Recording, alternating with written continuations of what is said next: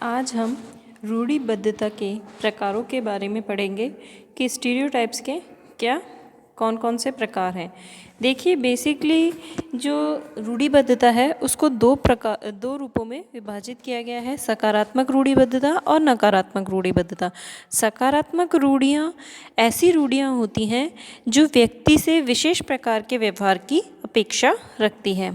जैसे कुछ सकारात्मक रूढ़ियों के उदाहरण हैं कि हमें ईमानदार रहना चाहिए, ईमानदारी रखो जीवन में, माता पिता का आदर करो। ये सब कैसी है रूढ़ियाँ हैं? सकारात्मक रूढ़िबद्धताएं हैं, जिनसे कि व्यक्ति से एक विशेष प्रकार के व्यवहार की उम्मीद की जाती है। नेक्स्ट है नकारात्मक रूढ़िबद्धता या निषेधात्मक रूढ़िबद्धता। सकारात्मक रूढ़ियों के विपरीत निषेधात्मक रूढ़ियाँ जो होती हैं वर्जना के रूप में हमें कुछ विशिष्ट व्यवहार करने से रोकती है। जैसे चोरी नहीं करनी चाहिए, सट्टेबाजी नहीं करनी चाहिए। ये कैसी रूढ़िबद्धताएं हैं? नकारात्मक रूढ़िबद्धताएं। इस प्रकार से हम कह सकते हैं कि रूढ़ियों में नैतिकता का पर्याप्त प्रभाव रहता है और इनका पालन करना भी सामाजिक दृष्टि से अत्यधिक महत्वपूर्ण माना जाता है।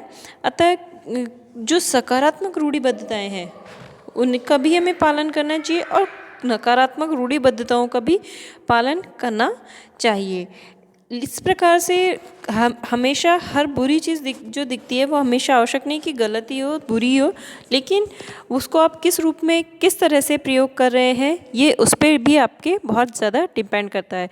इसी तरह से जैसे सकारात्मक रूढ़िबद्धता है उसको हम नहीं मानते हैं और जैसे जीवन में ईमानदारी नहीं रखना, माता पिता के साथ अच्छा व्यवहार नहीं करना, तो भी ये चीज़ क्या हो जाती है आपके लिए बेकार हो जाती है। कुछ चीज़ें जो एज ए रूढ़ियाँ चली आ रही है काफ़ी समय से वो सही भी है, हमेशा गलत ही नहीं होती। इस प्रकार से जो नकारात्मक रूढ़िबद्धता है जिसमें कुछ चीज़ों का व्यक्ति विशेष को निषेध किया गया है कि उसे ऐसे कार्य या ऐसी चीज़ें नहीं करनी चाहिए, वह भी उसके जीवन के लिए सही है, क्योंकि उससे क्या है उसको जीवन में उन्नति के मार्ग प्रशस्त होते हैं और वो कई गलत व्यवहार और गलत कार्य करने से जो है दूर रहता है।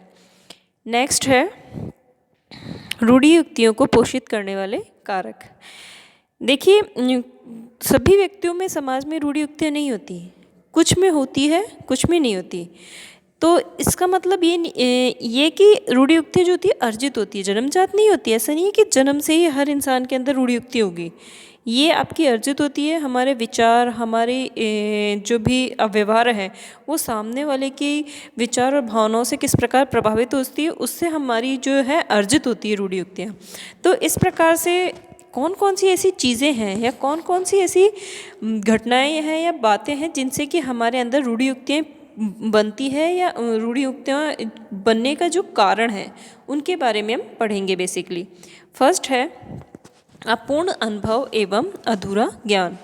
किसी वर्ग या समुदाय के बारे में रूढ़ियुक्तियाँ पोषित होने का सबसे जो मेन रीज़न है वो यही है उस वर्ग या उस समुदाय विशेष के कुछ ही व्यक्तियों के प्राप्त खंडित अनुभव और अल्प ज्ञान या जानकारी होना।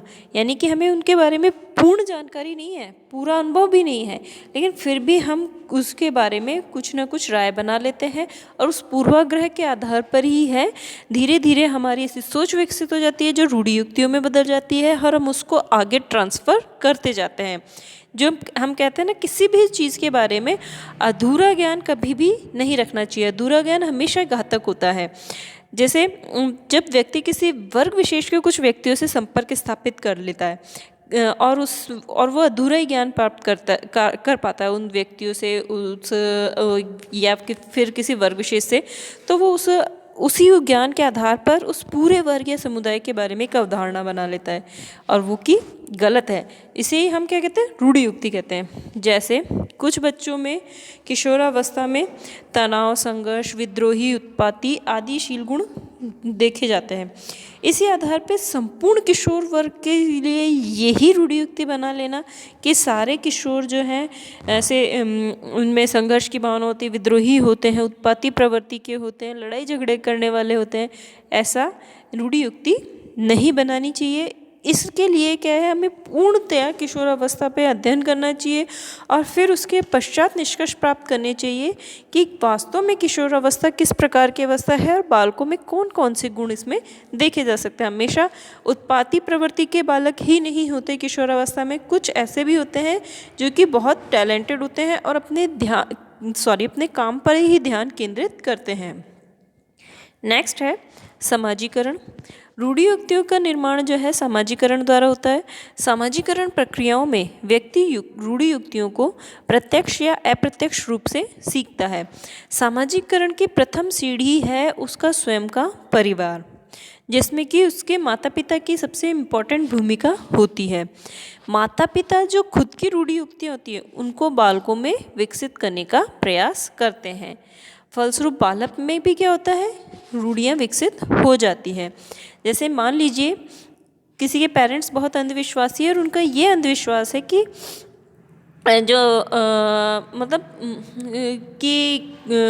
जैसे हाँ कि मुसलमान व्यक्ति बुरा होता है, या फिर जो मैंने आपको पहले एग्जांपल बताया कि हरियाणवी लोग स्वभाव के बहुत ज़्यादा जो है रूड होते हैं या बहुत ही अक्खड़ स्वभाव के होते हैं, ये उनके माता पिता का मानना है किसी बालक के, तो वो यही रूढ़ियुक्ति अपने बच्चों में भी ला देते हैं। इस प्रकार से जो समाजीकरण की प्रक्रिया है उसके माध्यम से भी बालकों में या आने वाले भविष्य के नागरिक के लिए जो है रूढ़ियुक्तियाँ विकसित हो जाती है। तो समाजीकरण की जो प्रक्रिया है वो भी रूढ़ियुक्तियाँ विकसित करने में बहुत ज़्यादा जो है सहायता करती है। नेक्स्ट है अनुसरण। रूढ़ियुक्तियों के विकास और पोषण में अनुसरण की प्रवृत्ति भी उत्तरदायी है। मानव स्वभाव से एक ऐसा व्यक्ति कि वो किसी व्यक्ति को किसी भी कार्य को करते हुए देखे उसका अनुसरण करता है। हम लोगों के फॉलोअर्स बनते हैं, हम किसी को भी अपना आइडियल मान लेते हैं तो उसको एज इट इज़ फॉलो करते हैं, चाहे फिर वो कोई गलत चीज़ भी कर रहा होगा तो भी हम उसका निरंतर अनुसरण करते हैं। तो हम किसी पे विश्वास कर लेते हैं, तो अंधविश्वास में यही तो होता है। अंधविश्वास में हम उसको आंख बंद करके विश्वास करते हैं कि हाँ ये ऐसे कर रहा है, ये गलत कार्य भी करता है, तो वो गलत भी हमें सही लगता है। जैसे उदाहरण के रूप में आपने बाबाओं वाला स्कैंडल खूब सुना होगा, इस पर आपने वेब सीरीज़ भी देखी होगी।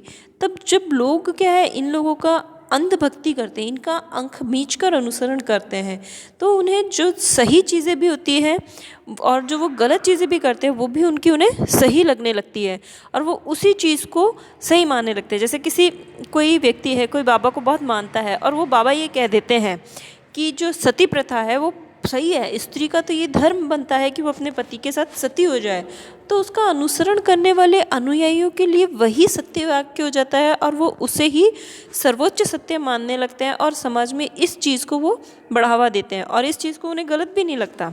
तो इस तरह से जो अनुसरण की प्रवृत्ति है वो रूढ़ियुक्तियों का विकास और पोषण करती है। आज हमारे समाज में हिंदू मुसलमान लड़ाई झगड़े होते हैं, जाति के आधार पर जो है लड़ाई झगड़े होते हैं, ये सब किसका परिणाम है? इन रूढ़ियुक्तियों का ही परिणाम, और ये रूढ़ियुक्तियाँ अनुसरण के माध्यम से बनी हुई हैं। नेक्स्ट है परंपरा और लोक रीतियाँ। रूढ़ियुक्तियों के विकास में हमारी परंपराएं और लोक रीतियाँ भी महत्वपूर्ण भूमिका निभाती हैं। प्रत्येक व्यक्ति अपने समाज की परंपरा में प्रचलित रूढ़ियुक्तियों को शीघ्र अपना लेता है जो उसे पीढ़ियों से प्राप्त हुई है। वह इस बात पे ध्यान नहीं देता कि गलत है या सही है। उदाहरण के रूप में जैसे आप में से कई लोगों को मेरा ये उदाहरण भी गलत लगेगा। जैसे कई जातियों में प्रथा है पशु बलि की। उन्हें ये रहता है कि पशु बलि देने से जो मतलब कई, इसे आप परंपरा भी मान लीजिए, उनके धर्म में आने वाली वो भी मान लीजिए, ये पुराने समय से चली आ रही है और हमें ये क्या लगता है सही लगता है। नहीं, ऐसा होता है, हमेशा से होता रहा है। मैं किसी कास्ट का नाम नहीं लेना चाहती कि इस कास्ट के लोग तो हमेशा ही, हमारे यहाँ पे तो हमारे पुरखे, हमारे राजे महाराजे सब ने बलियाँ दी थी, हमारे तो जो भगवान हैं बलि देने से ही खुश होते हैं, इस पशु की बलि देने से ही खुश होते हैं। तो ये क्या है? ये रूढ़ियुक्तियाँ हैं जो परंपरा और लोक रीतियों में छिपी हुई है, या कह लीजिए कि उनका सहारा लेकर बनी हुई है। ये इतनी सुदृढ़ है और इतनी लोगों में इतने अंतर तक इस चीज़ में विश्वास है कि उन्हें इसके विरुद्ध एक शब्द भी सुनना बर्दाश्त नहीं होता। अगर मैं ये कहूँ कि नहीं ये पशु बलि गलत है जो आप कर रहे हो उसको अगर एक बार आप सोच के देखिए, जिस भगवान ने हमें सबको इस पृथ्वी पे बनाया है, छोटे से छोटे जीव से लेकर मनुष्य तक सब उसके बच्चे हैं, सब उसकी कृतियाँ हैं, उसमें से आप किसी एक को मारकर उसका खून उसको अर्पित करें तो उससे उसे क्या खुशी होगी? कभी आपने सोचा है आपके पेरेंट्स जो आपको जन्म देते हैं उनके समक्ष ही उनका कोई आपका दूसरा भाई बहन एक्सेट्रा आपकी डेथ करके उसे खून को आपके समक्ष समर्पित करे अपने माता पिता के समक्ष, तो माता पिता खुश होंगे? मुझे तो नहीं लगता कि कभी खुश हो सकते हैं।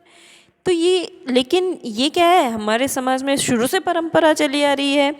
कुछ विशेष जातियों में ऐसा होना वो लोग अच्छा मानते हैं कि नहीं नहीं हमारा ज़रूरी है, ऐसा तो करना ही पड़ता है, ये वो। तो ये सब चीज़ें क्या है, गहरी पैठ बना चुकी है अपनी। तो इन सब चीज़ों पे जो है हम ये कह सकते हैं कि ये जो रूढ़ी युक्तियाँ होती है, ऐसी जो परंपरा और लोक रीतियों के आधार पे बनी होती है, ये पीढ़ी तो पीढ़ी ट्रांसफ़र होती रहती है और ये आगे पोषित भी होती रहती है और विकसित भी होती रहती है। इसके कई रूप आगे और बढ़ भी जाते हैं। इस प्रकार से हमने इन सब पॉइंट्स में ये क्लियर होता है कि किस प्रकार से रूढ़ी युक्तियाँ कई कारणों से विकसित होती है और संपोषित होती हैं।